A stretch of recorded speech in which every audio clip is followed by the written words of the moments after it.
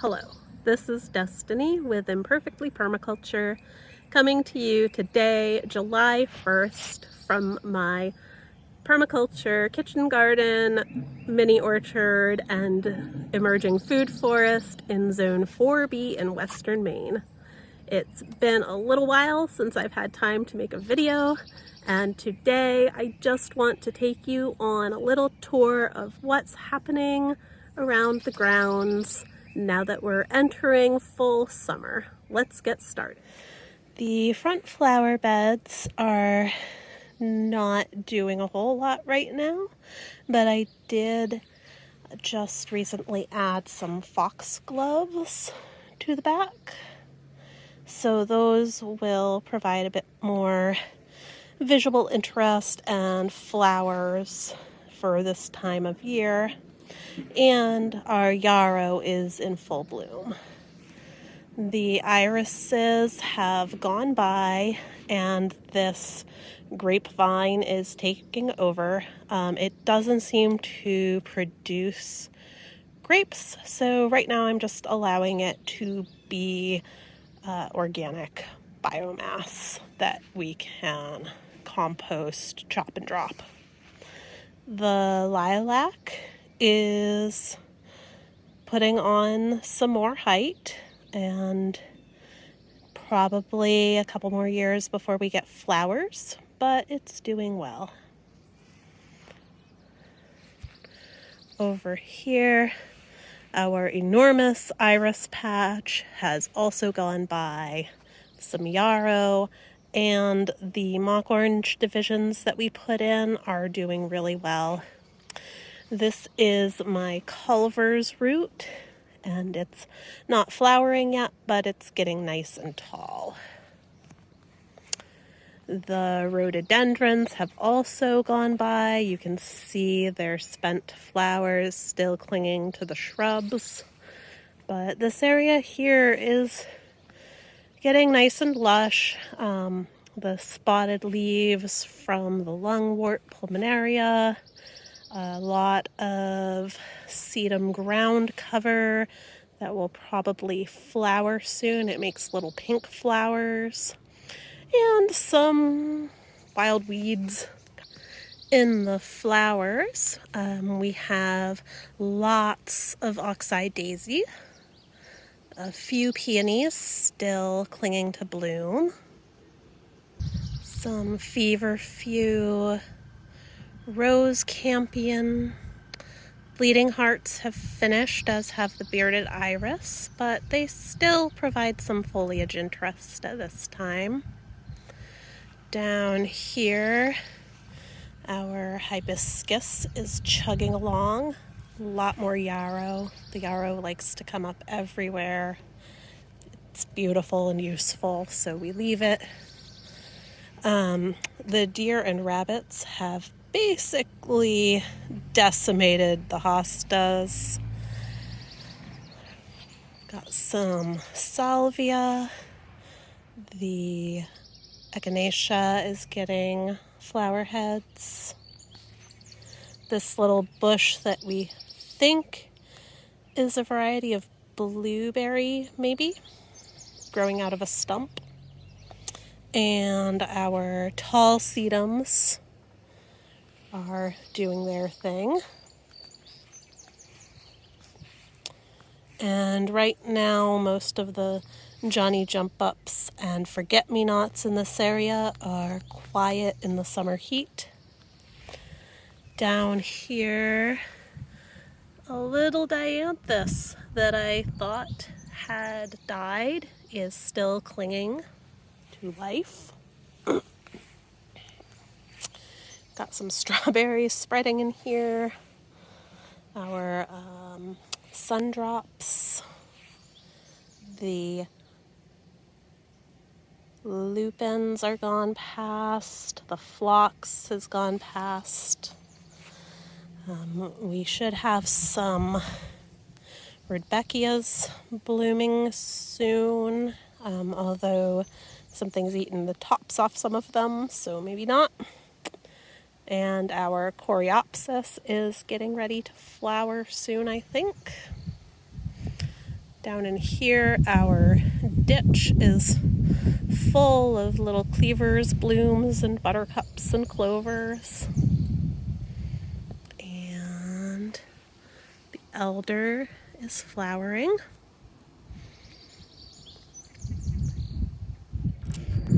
The honeyberries that we put in are doing well. This one especially has put on a ton of growth. We'll be pulling back the fencing and stakes this weekend probably to clear back some of the grass. But again, we have rabbits and deer and woodchuck around, and we're just protecting some of our plants. That's the rhubarb. It's done harvesting for the season.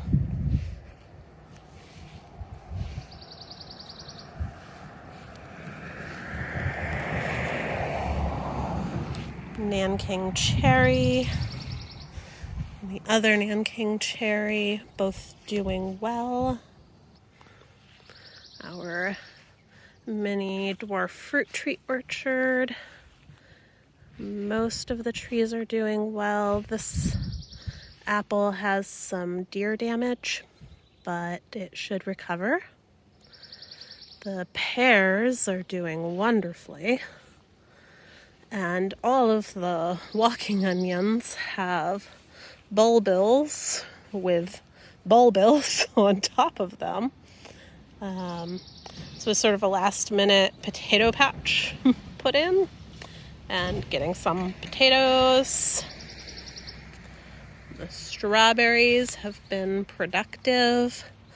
Some of our asparagus blew over in high wind, so we will need to provide better support. There's our funny walking onions. Back here, our Goldenrod Meadow has daisies and St. John's wort and fleabane in bloom. It's also full of Virgin's Bower, our native clematis. Painted mountain corn coming in, some garlic chives and pumpkins. Just beyond it, the raspberry patch. Probably could use better management, but it's okay. Under the lawn chair, one of the rabbits. These are domestic rabbits that our neighbor let loose. Here in the subtropical zone, the watermelons have taken off. We've got some various hot peppers, a little bit of basil, and what appears to be either some chard or beets. We had sown some chard in here in the colder weather that never did anything, and it seems like now it's decided to do something. So here in the kitchen garden, through the fence, and some things are doing really well. We've been getting strawberries, just enough for us all to enjoy some each day. And we've started to freeze some of them as well. We've been getting snow peas from the fence here, which are doing well. My little rose bush needs to be deadheaded, but it's been making roses, and we've enjoyed some rose petals from it. I love these snow peas. They make these beautiful pinky purple blooms. Lots of parsley coming in, and we've been harvesting a lot of chamomile. We've got some thyme, lavender, chives.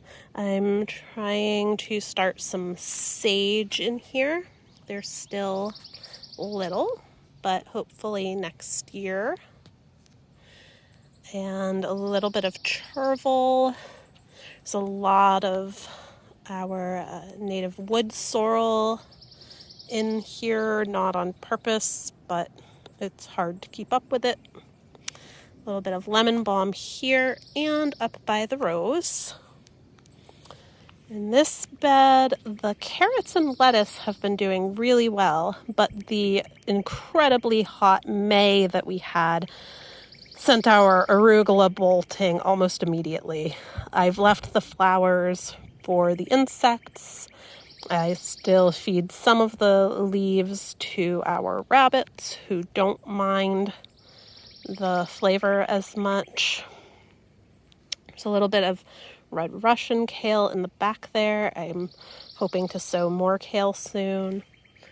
And on this side of the strawberries, there's a little bit of chard. So the same thing happened with the hot May, sending our radishes and turnips bolting.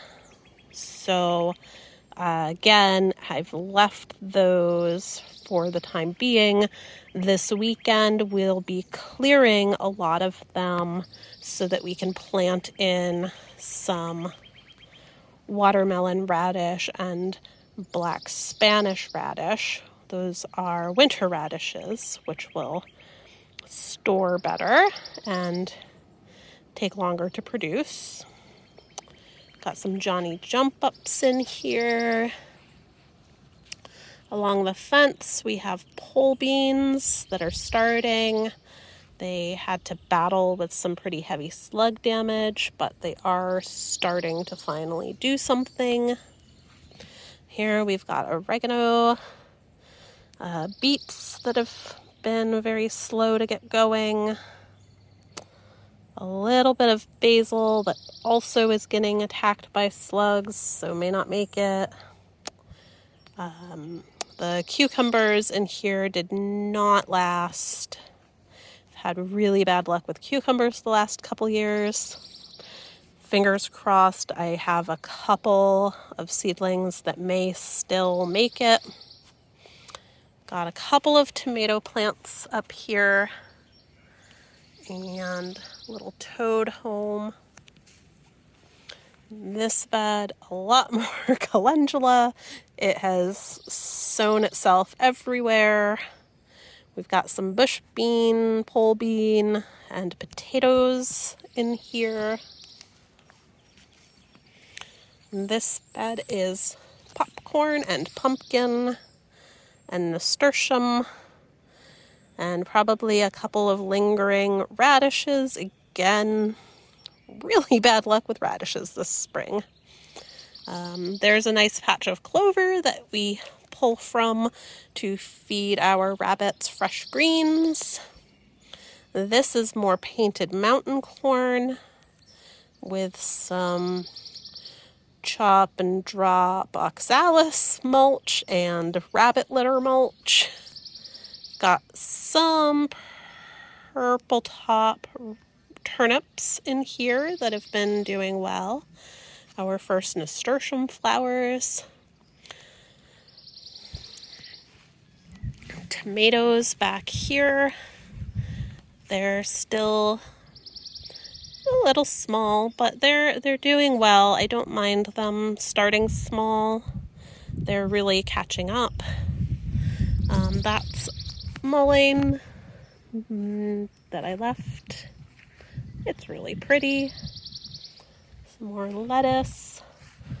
The paths back here are much wilder, full of violets and clover and weeds, summer squash, bush beans, and ground cherries in this little hugel mound. And back along the fence, Sweet William. The grape is doing well. I'm going to start training it up the pole soon. little borage, garlic chives, there's oregano back here, more bush beans and summer squash, mint, a beautiful planter of petunias that my old coworkers gave me when I left to start my new job. That log there is named Gus, short for fungus. It's an inoculated log. I don't know that the mushroom inoculation was successful, but it's a nice little wildlife sanctuary underneath it. This hop has been multi-shoot but very short. Oh, there's the Good King Henry, some bolted greens, borage started. We've got some butterfly weed in here and bee balm starts.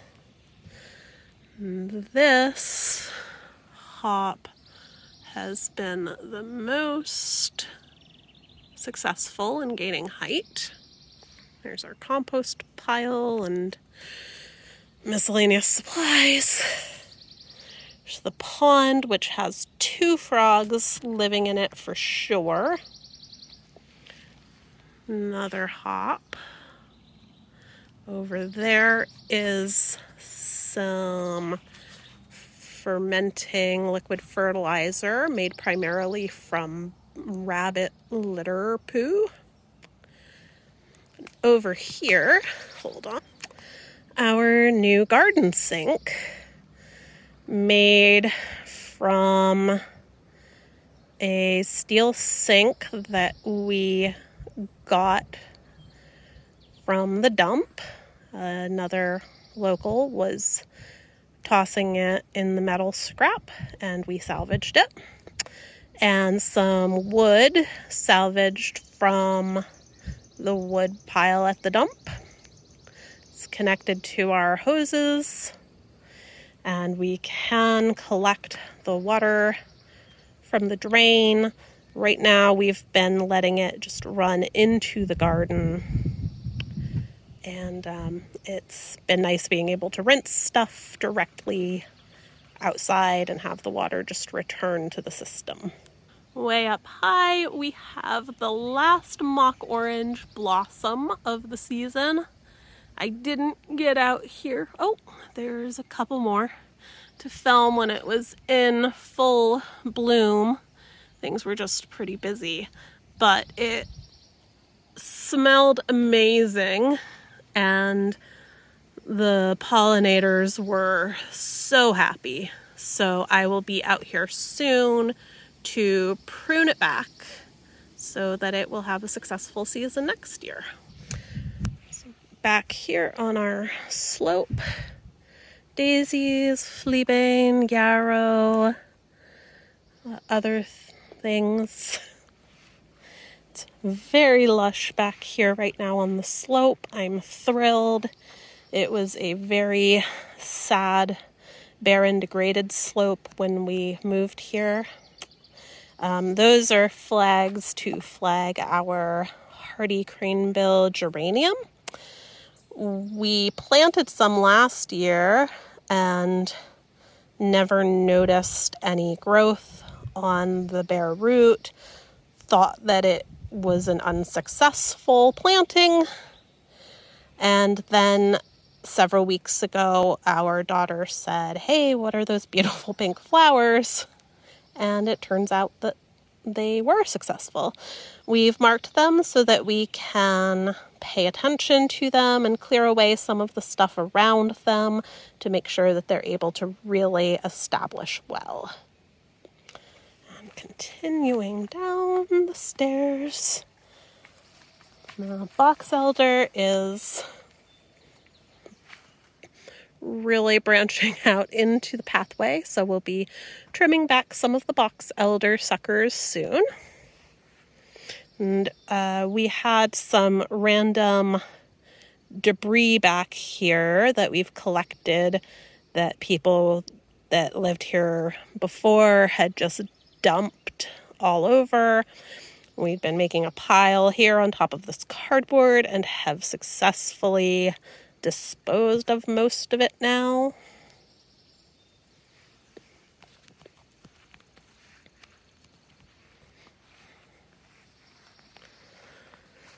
Our Jerusalem artichokes, sunchokes over here, still caged off so that they can get their best start before the wildlife comes to browse them.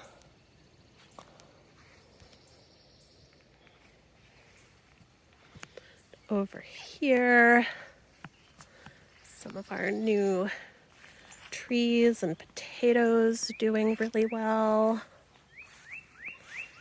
More yarrow, wild grape, raspberry and blackberry everywhere. Blueberries. Doing well, not as fruitful as I was hoping, but again, it's only their second year here. So in here, you'll see lots of potatoes, hazelnuts. The cranberry viburnums are still so short. Witch hazel off in the distance. Back here, we've got some of our oak and walnut grove that we planted. Most of them have leafed out. It wasn't 100% success from those bare root trees, but I'm quite pleased with what we have. Our willows over on the wet edge, again, doing well. And then closer here, this is just behind our orchard. So there's the goldenrod, on the other side is the corn and our mini orchard. So down here where it stays more wet, we've got a few service berries and pawpaws. Here's a pawpaw. It's doing pretty well. Even though it's gotten some hot days, it gets some shading here, and as the sun sets over there, it gets the late afternoon shading. And over here is the other one. Again, they're still young. We won't get fruit for a while. We'll have to hand pollinate, but yeah, I'm excited. Hopefully they survive our winter here. And over here, the blackberries are cropping. Still be a while before we can eat any, but we'll get a nice little crop this year. So as you can see, there's a lot of plant activity in July in Zone 4B in Western Maine. I've had some successes and I've had some failures. And that's why I'm trying to diversify and plant a big variety of things in my garden so that when one thing has a bad year, I still have other sources of food and tea and beauty. We're still adding things in. As I've said before, this is a pretty new system. The kitchen garden is in its third season. It was tilled originally. We hadn't really started to explore no-till and permaculture systems at that point. The fruit trees are in their second year, and a lot of the plantings kind of out back, as I refer to it, behind the house where the logging was done, were just put in this spring.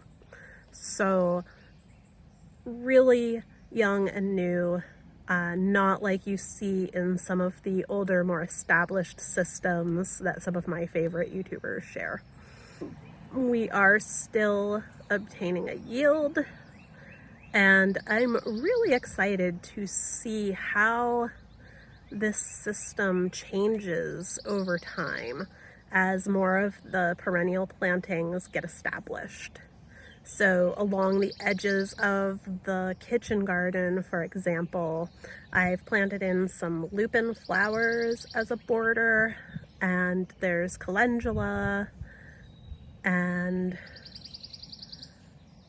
dill that will self-sow, and so that will provide like a border along the fence that will be both attractive and hopefully help to hold back some of the grass encroachment.